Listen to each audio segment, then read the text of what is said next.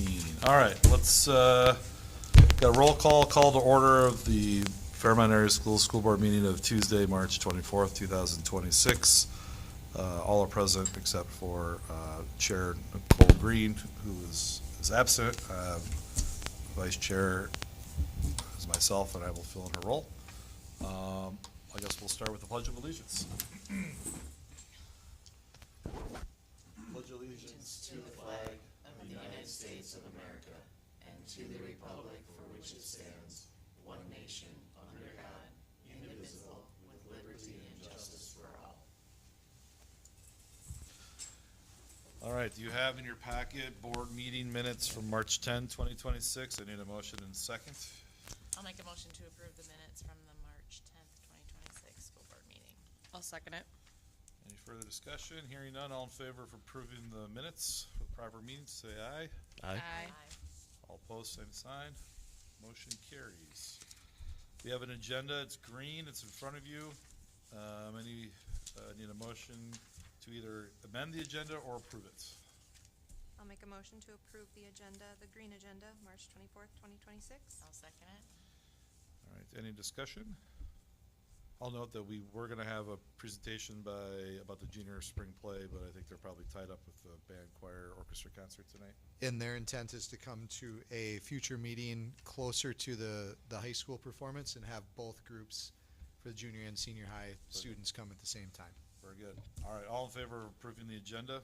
Aye. Aye. Anyone opposed? Same sign. Agenda is approved.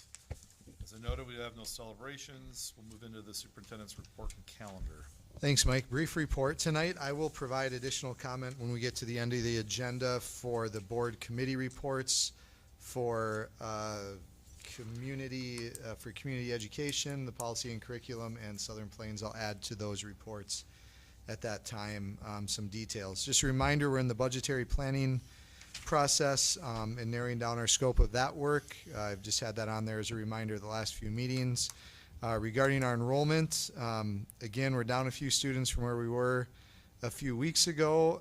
In total, we're continuing to stay relatively consistent within previous ranges. However, our total enrollment is definitely lower than what it was a year ago.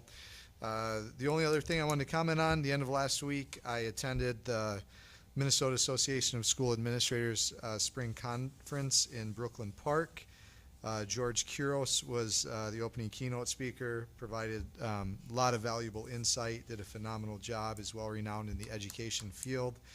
A lot of our sessions have focused on leadership communication, strategic planning, and making sure we keep students at the center of our work. And as is with a lot of conferences, as when we go to the school board conference, collegial conversations are of a high value as well to learn from other districts and what's going on throughout the state. So with that, that concludes my report. All right, financial business. Jessica? Yes. You have both wire transfers and payment registers in your agenda packet there. Just want to note on the detailed payment register, we have payment to Dike and Applied, and as we talked about the last board meeting, there was a burst pipe that caused some repairs, so there's about $6,000 of it that is in this bill run, and then we'll have further expenses. I think they're estimating about $15,000 for both this and then having to replace the glycol in there. So, does anybody else have any other questions? All right, I need a motion to approve the financials, please. I'll make a motion to approve the wire transfers for 3/5/26 to 3/18/26 and the March 24th, 2026 bills. I'll second it. All right, first and a second, any discussion on the motion? Hearing none, all in favor of the motion, please say aye. Aye. All opposed, same sign, motion carries. Moving on to old business, we do not have any. And so we'll move on to new business. We need to approve the 2025-2026 school calendar, correct? 2026, 2027. 26-27 calendar. Next year's calendar. Yep. All right. The note or the motion listed is correct. The title yeah. needs to be updated. That's fine. Title of the motion's what matters. So drafted calendar was created for the 26-27 school year, and it was provided to the groups within the district for feedback. It was reviewed by the operations committee, and then the adoption of the enclosed 26-27 school calendar is in Appendix A.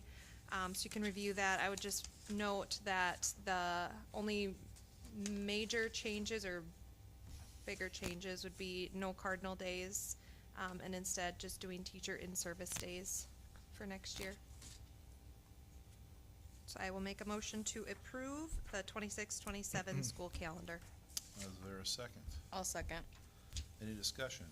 I'd like to note that there are a couple other, well, not, we are starting before Labor Day. Oh, yes. And I had somebody ask me just yesterday when we were going to start the school year because they wanted to figure out their Labor Day plans. So I said, it's not official yet, but here's the plan. So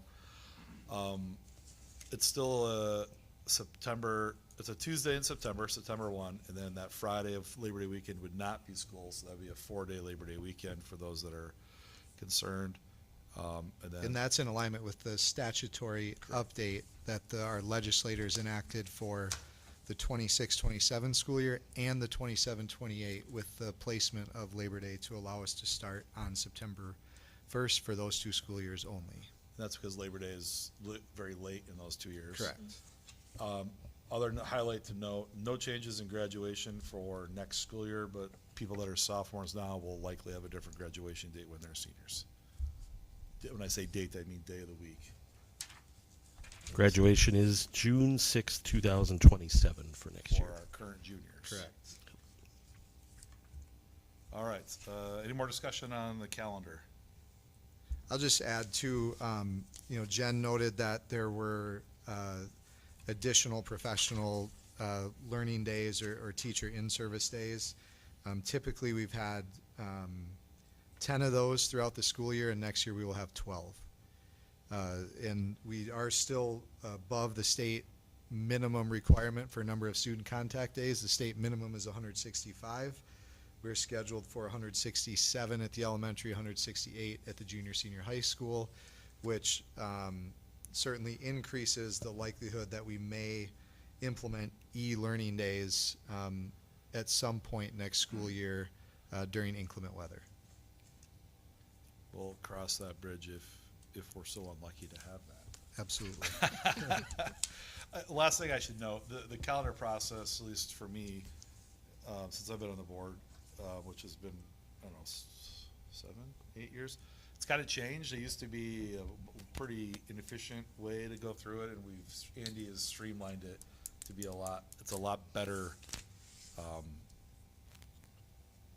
process that we've adopted here the last 2 years. I think we should probably keep it going forward. So thank you for those efforts, Andy. All right, all in favor of that motion, say aye.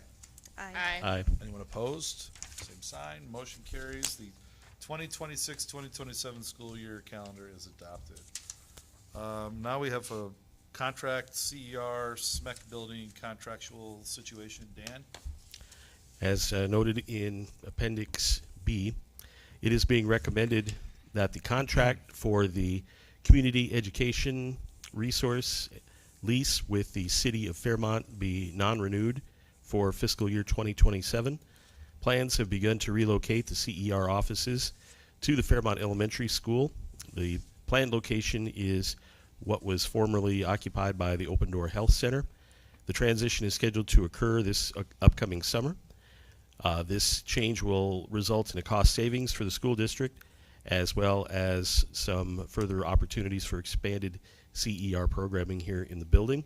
CER has been headquartered in different areas of this building off and on during my tenure here, and would look forward to that happening again. So I would offer a motion to approve the contract non-renewal of the CER lease with City of Fairmont. I'll second. All right, we have a first and a second on that contract. Any discussion on the motion?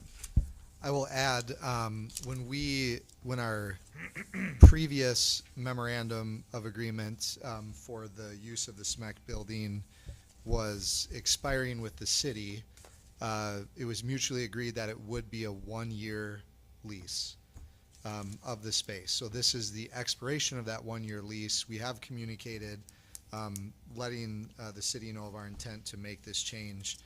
We've communicated with CER. We are, as a school district, grateful for the partnership with the city, and we look to continue to partner with them for scheduling efforts of spaces as we currently do. So it is not in any means a reduction in services. It will increase some efficiencies for us, and we're definitely excited about the opportunities to have CER located in the building in which most of its programming takes place within the school district. So a lot of opportunities there, as well as gratitude to the city of Fairmont for our partnership and continued collaboration moving forward. I think I would also note that this is the first step of a multi-step, multi-month-long process of a move. Board has to first approve the lease ending, which we've coordinated with the city. And so there will be much more information coming out later about when the new hours are, when the official move happens. So if you're calling CER to find out what the details are, we don't know yet. We're working on them, but this has to happen first. So I recommend that we approve this motion. So with that, all in favor, say aye. Aye. Anyone opposed, same sign. Motion carries and is adopted. All right, moving on to some employment matters. Mari. Okay, Principals Brusky and Schultz have recommended that Jerry Brooks be hired as the retired math teacher for the 26-27 school year per the terms outlined in the Memorandum of Understanding in Appendix B. With that, I will make a motion to approve the employment of Jerry Brooks, high school math teacher, memorandum for returning as a retired teacher for the 26-27 school year. I'll second it.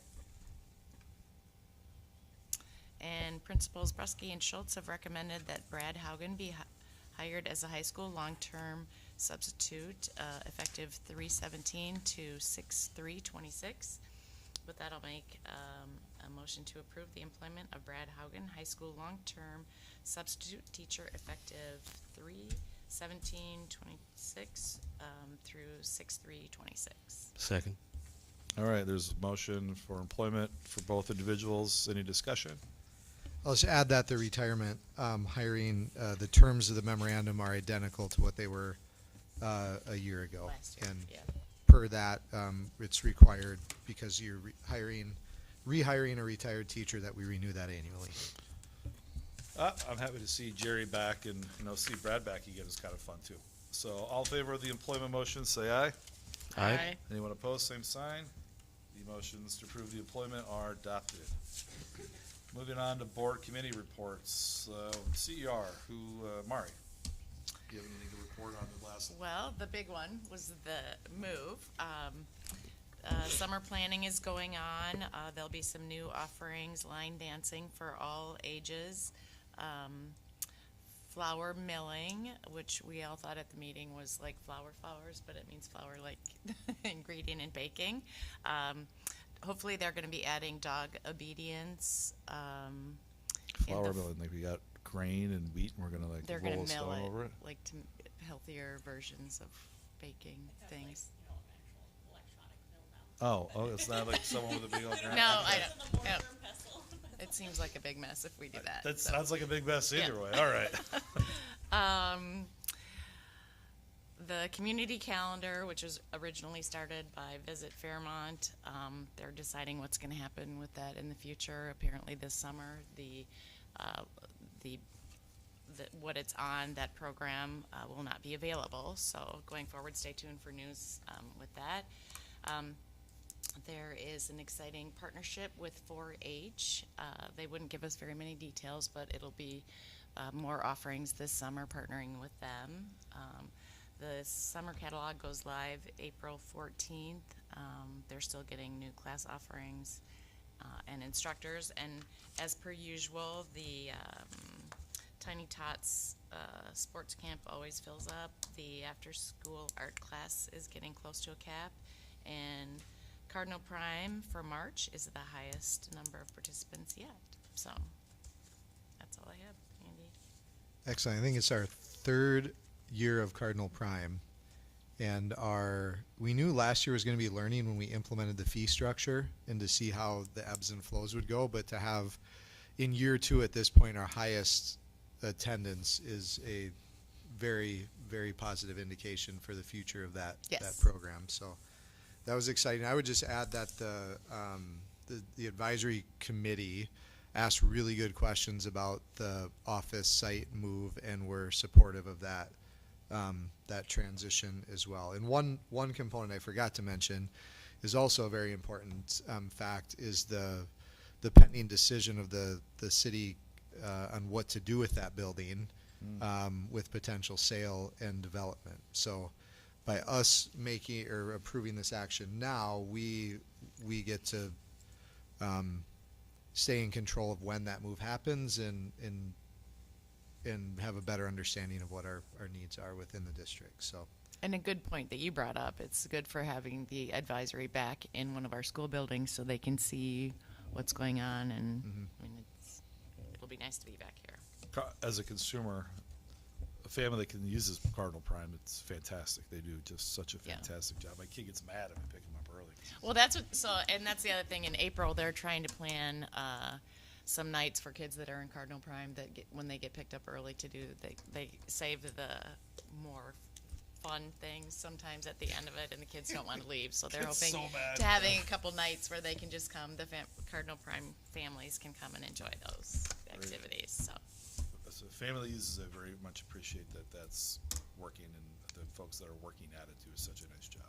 good. Policy committee. Shayna, looking forward to this one. Oh, yay. Not a whole lot. We went over just one policy. We mostly talked about the PSEO requirements. I know there were some changes going forward with that. Chad presented some recommendations for the updates on that with parameters moving forward into the next year, which means like 1 to 2 PSEO courses, means only 1 PSEO period, if I'm understanding this right. Yep. Okay, and then more than 2 courses would mean they'd only require to have 2 PSEO periods. And then students may use that time on campus or off campus to complete that coursework. We also had Kim Niss there for talking about the new introduction to like their curriculum with some new resources for reading starting next year. Looked really good and very appealing. As an educator myself, I really liked it. So I don't know if you want to touch any more on that, Andy.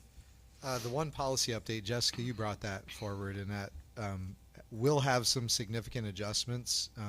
It was policy 412, I believe. And do you remember the title of that policy? Yeah, for expense reimbursement. So when we have reimbursable items for out-of-district travel, attendance at conferences, it will provide more direction and parameters for the oversight of that. We do have the general policy, but Jessica's done some great research in adding or recommending some additions, rather extensive additions to that policy to make sure our finances continue to run smoothly and that the proper oversights are in place. So it's not approved yet, but Jessica's done a lot of good work on that to keep us moving in the right direction. Finally, Southern Plains work session. I was stuck at a mediation in the Twin Cities, so Andy had to go there without me. So Andy, what happened? I know what happened. I talked to him a bunch before and after. You give the update. The Southern Plains work session was really good, and for those that are not familiar, it's a Southern Plains Education Cooperative made up of 5 member districts. That includes Fairmont, Blue Earth area, Martin County West, United South Central, and Grenada Huntley East Chain public schools. We receive a variety of services from the co-op and work together on a number of things. The focus of the work session was to assess what to do with dollars associated with the fund balance, not at Fairmont Area Schools fund balance, but the Southern Plains Education Co-op has a fund balance, and a lot of dialogue on whether or not to save the funds, to reinvest the funds, or to exercise a clause in the policy to return some of those dollars to the member districts with a limit on how many of those dollars could be returned. So the recommendation of Fairmont Area Schools is to return the fund balance money to the school districts throughout the cooperative. Mike, as one of the 5 members of that Southern Plains board, will ultimately at their April meeting, I believe it's in April or May, early May. I think it's in May. Their May meeting will have to vote and make a final determination on their perspective on behalf of all the districts in reallocating those funds to the member districts, but yet keeping the fund balance well above the audited recommendation level potentially, unless your board decides to change the policy along with that. But the way the policy is currently written, Correct. it would redistribute the funds to in alignment with the parameters of the policy. The short answer is the co-op has several $1 million plural in its fund balance, and the question is that more than adequate? My opinion is that is extremely more than adequate, and I'm strongly recommending that we redistribute that to the member districts. But we don't just say that, we do our homework, and there was a work session where there was a lot of, like, here's the numbers, crunch some numbers. We had recently, they used ICS to do a facilities study to say, hey, do we have, it'd be a really poor idea to return funding to the districts that essentially own this if we have a huge need for a capital expense, and we don't. But there's some things that the long-term facilities maintenance changes. So it's a pretty comprehensive review, but my position has been, based on the information I have, is that this needs to be returned. If you guys have an opinion or want to talk to me about it, please let me know. But my plan is, on behalf of Fairmont Schools, is to continue to advocate that it's not appropriate for all of the funding schools to have fund balances and then have a school that they own and control also have a substantial fund balance. Like, we're not banks. Rainy day, having cash on hand for operations, very important, very prudent, and no one's saying that's not what we want to do. But, 30% fund balance is hefty. And so that's what the conversation's been Yep. about. I appreciate Andy being there. And the dollars would be returned in using a formula in Proportionality. proportion to the 5-year usage rate of the districts. So it's not today's usage rate. They would look historically to make sure It's fair. It's a cooperative. The cooperative model is not equal. It's fair, and that's Correct. so. I've only been on that board for a year-ish, and we only meet about every other month. And sometimes if you miss one, then that's a pretty big gap. But starting to develop relationships with those folks, and it's a slightly different style than historically we've had there. And I think we're moving things in a great direction. And the ICS report that they did saw some familiar faces that we've all seen, that we've done. It's good things are happening. So if you got questions, let Andy or I know. If you want to volunteer to sub in for me at a meeting, that'd be fine too sometimes. Sounds like you have Andy all queued up there. I can't vote though. I called can't him vote. traffic. I'm like, I'm in the northern metro. It's not happening. And, I but did it is let what them it know is. how Mike would vote based on the think comments, they- and what he shared with me. Yeah, But and what you've heard, and that they They wouldn't let you do They phone wouldn't- and vote it was a It was work a work session. session. It was a There's no work voting. session. So it was no That's, vote. we do those too, right? Discussions. That's fun. All right. And before we adjourn, I just wanted to ask Superintendent Trado if, for an update on, I know we have a couple of open positions at the high school for next year. If you have any information that you could share with us about, or if we're getting applications and how all that's going. Yep. As has trended with past years, the applicant pool has been limited. We have had applicants for both positions, and the idea is that at least one of them, the position has been offered, and hoping to bring it to our April 14th board meeting for formal approval. They're in the process of completing interviews for the other position, and we'll hope to have positive news there as well. And there is possibility, as other districts are also analyzing their budgets and making some difficult staffing decisions, that our applicant pool could continue to grow into the future for needed employment, as well as I know some area districts have had to make, and when I say area, within an hour radius of our community and school district, have had to make some difficult decisions as our are pending for us as well with right sizing and aligning our budget, so. I thought, Danny, I thought you were gonna jinx it there. No? Good question. All No, right, I was just waiting for you to I was waiting for a motion to adjourn. so moved. Is there a second? I'll second. All right, all in favor? Aye. We are adjourned. Thanks, everyone.